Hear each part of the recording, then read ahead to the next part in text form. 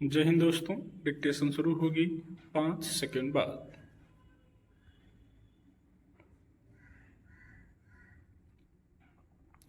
जम्मू कश्मीर में लंबे समय के बाद लोकतांत्रिक प्रक्रिया के तहत चुनाव कराए गए और वहां की जनता की चुनी हुई सरकार सत्ता में आई।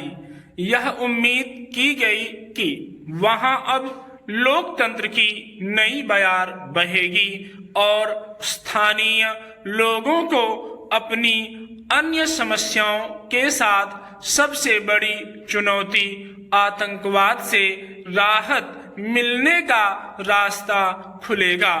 मगर जम्मू कश्मीर में सरकार के गठन के बाद आतंकवादी संगठनों ने जिस तरह सुनियोजित तरीके से लगातार हमला करना शुरू कर दिया है, उससे ऐसा लगता है कि इन हमलों के जरिए वे यह संदेश देना चाह रहे हैं कि वहां सरकार का स्वरूप चाहे जो हो, मगर आतंकवादी उसके सामने चुनौती खड़ी करेंगे। यूं प्रदेश में आतंकी हमले कभी कम कभी ज्यादा के स्वरूप में होते रहे हैं, लेकिन हाल में लगातार लक्ष्य बनाकर हत्या करने से लेकर सुरक्षा बलों पर हमले जैसी कई घटनाएं सामने आई। इससे साफ लगता है कि आतंकवादी समूह अब हताशा के गर्त में गहरे डूबकर बेलगाम हो रहे हैं। गौरतलब है कि गुरुवार को सेना के एक वाहन पर आतंकवादियों ने घात लगाकर हमला किया, जिसमें 2 जवान शहीद हो गए और उस टुकड़ी के साथ कुली का काम करने वाले 2 अन्य लोगों की भी जान चली गई। कई लोगों को बुरी तरह घायल अवस्था में अस्पतालों में दाखिल कराया गया। दूसरी ओर त्राल इलाके में एक प्रवासी मजदूर पर भी गोलीबारी की गई, जिसमें वह बुरी तरह घायल हो गया।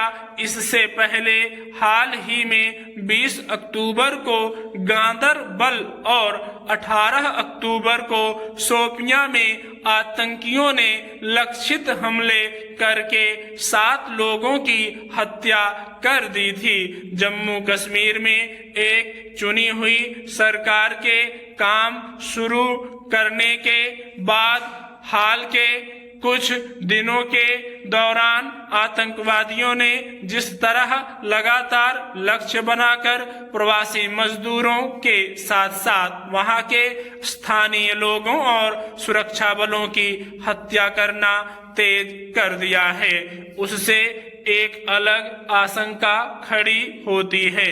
आतंकी संगठनों के हमले में सुरक्षा बलों की शहादत हो रही है और प्रवासी मजदूरों की जान जा रही। ऐसा करके शायद यह संदेश देने की कोशिश की जा रही है कि प्रदेश आतंकवाद से बुरी तरह प्रभावित है और वहां के निवासी हमेशा जोखिम में हैं। हैरानी की बात यह है कि ये उन्हीं अलगाववादी संगठनों से जुड़े लोग हैं जो वहां की आबादी के हित में लड़ाई लड़ने का दावा करते रहते हैं और स्थानीय लोगों को बरगलाने की कोशिश भी करते हैं। सवाल है कि आए दिन सुरक्षा बलों के शिविरों से लेकर अन्य राज्यों से रोजी रोटी की तलाश में पहुंचे लोगों की हत्या करके उनका मकसद कैसे पूरा हो जाएगा या वे वहां किस तरह का भविष्य बनाएंगे।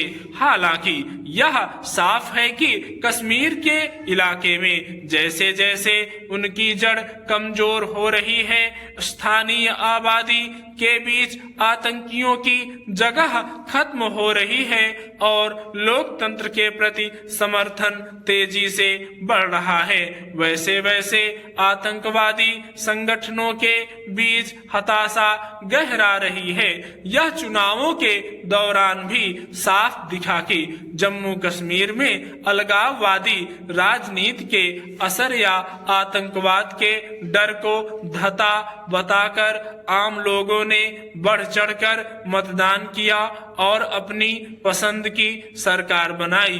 अब लोगों को यह भी उम्मीद है कि नई सरकार आतंक के माहौल से भी उन्हें छुटकारा दिलाएगी। स्टॉप।